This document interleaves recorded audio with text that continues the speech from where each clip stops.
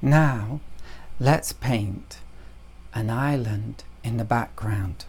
So tone is very important. As this is in the background, it's important not to make it too strong. At the same time, I don't want it to be too light either, so it's not going to be blue, it's going to be more purple and a quite watery mix.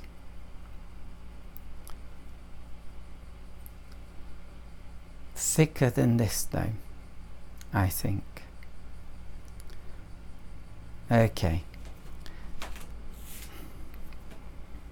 I think that will do. Maybe a little bit more bluer. Okay, let's see what happens. Here we go. So about here.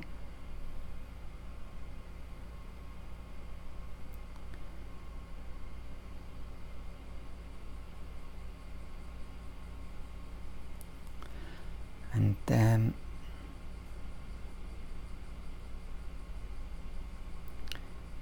we've got a bit coming up here. Now I did want this to come up higher, but because it's quite a weak mix, I don't want it going over this cloud layer because the cloud is going to show through because this is too transparent. So really I shouldn't have made the clouds so low. I made them too low. Now I'm going to have a landmass here, so I don't really want to paint there because watercolor is fairly transparent, and although the things in the foreground are going to be like much thicker mixes, I think you're still going to maybe get something showing through. So that's not ideal. So what I'm going to do here, yeah, I like that, is clean my brush, dry it. It's very important to dry it.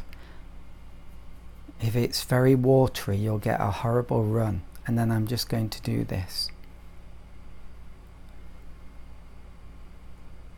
And this might even give a little suggestion of mist, which could be nice.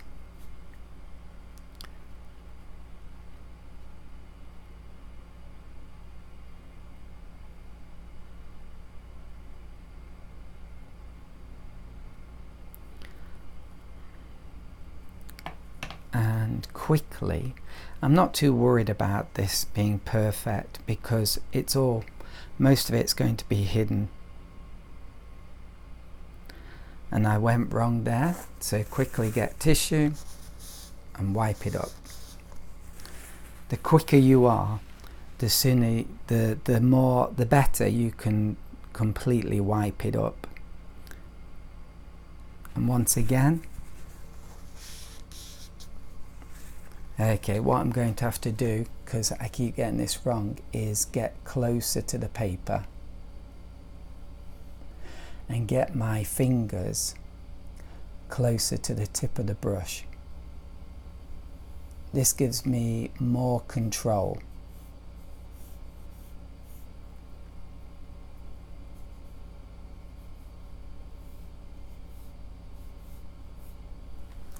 Okay, there we go. I just wanted to give a suggestion of shadow to make it look more like that it's not just sticking on the paper, but it's actually more, how can I say, not just stuck on, but actually seems to be in the painting.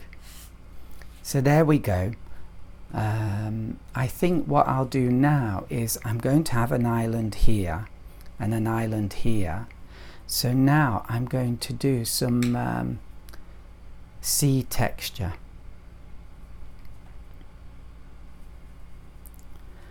So this is going to be a slightly purplish mix, and I want to dry it on here to get rid of too much water. and I think that will work now, but really I should test this out on scrap paper, but I'll take the risk. So it has to be a quick stroke across to get the dry brush effect. Here we go. So the first stroke wasn't so great, but good enough, and we can go the other way. And of course, the more I do these brush strokes, the drier the brush gets, and the easier it is to make this effect, until the brush gets too dry and I'll have to put the brush back in the mixture. Okay, now what I'm doing here is very dangerous, but I wanted to get this straighter, because if I do too much of this, I'll get rid of all the little lovely white gaps. But I think that's it, we've done it. Now let's leave this to dry.